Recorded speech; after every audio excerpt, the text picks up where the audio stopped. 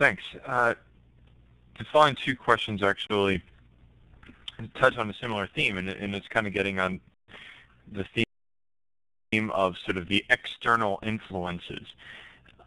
So I'll just read from the second one here and tie in the first. One of the essays mentioned that Africa's problems are not specifically homegrown, but there are external forces that sustain the conflicts. One particular class of external and internal values is that of the common good and privatization of natural resources.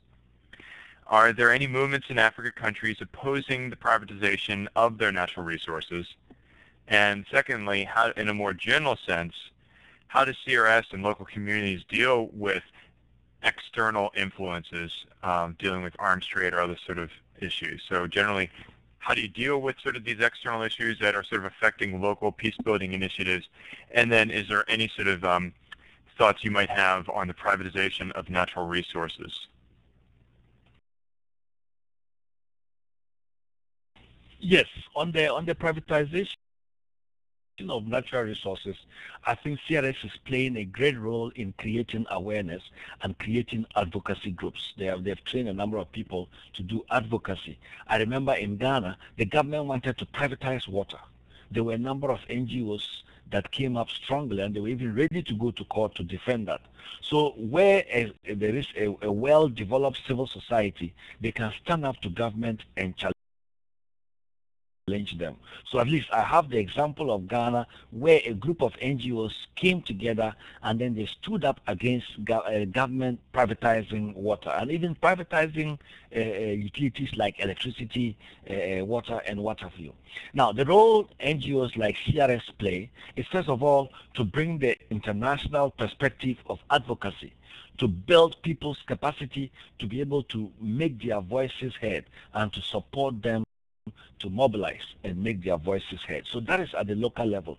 But because it's also an international community, I mean, since my being in the US here, I've seen how present CRS is in the entire country, especially in the parishes. CRS also creates awareness. For instance, CRS came to our parish, and when they described the amount of food aid that CRS sends to the Palestinians, it was incredible. For me, I was hearing that for the first time. I didn't even know that they were sending that kind of aid there. So what an organization like CRS does is to create awareness back home here of the situation out there. And people are generally generous and good. Once people get to know what is actually happening, then they work to bring about a change. Look at the impact the film Blood Diamonds had. In the war in Liberia, we who were in Ghana in the West African region were saying, hey, listen, this war is about diamonds. It's about the natural resources. And people were saying, no, it's not. It's an ethnic conflict, it's a political struggle, and what have you. When the international community recognized that the conflict was about diamonds and they put measures in place, the conflict fizzled out.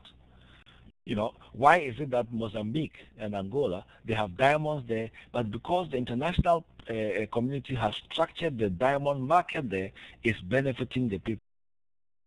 And in other places like DR Congo, it's sad to see how people suffer and bleed because of wealth that they have, rather than enjoying their wealth. So these are the roles that CRS plays in terms of advocacy. Thank you very